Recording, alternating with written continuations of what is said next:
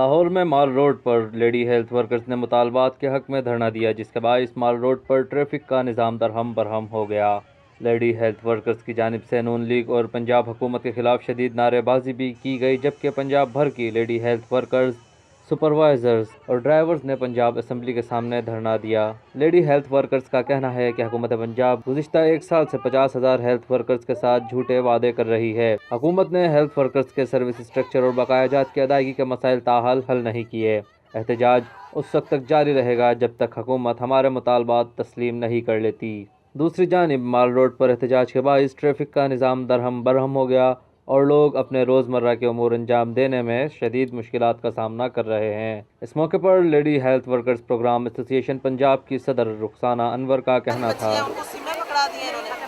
سیموں پہ بھی ان کا کاروبار ہے، یہ نیب کے کیسز ہیں سارے کے سارے۔ سیموں 24/7 کے رکشوں کے کرائے کی مد میں، میڈیسنز کی مد میں، اور یہ سیموں کے بیلنس کی مد میں 16,000 بھی گورنمنٹ واپس چھین لیتی ہے۔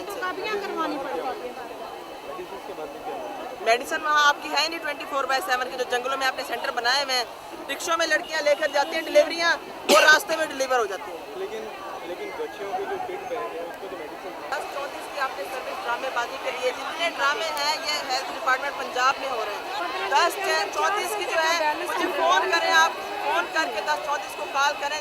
پاکستان میں پہلی مرتبہ حالات حاضرہ کے مختصر مگر جامع پروگرامز، خبروں، تبصروں کے علاوہ دیگر سماجی، تجارتی، ثقافتی، تفریحی، معلوماتی، مذہبی، تعلیم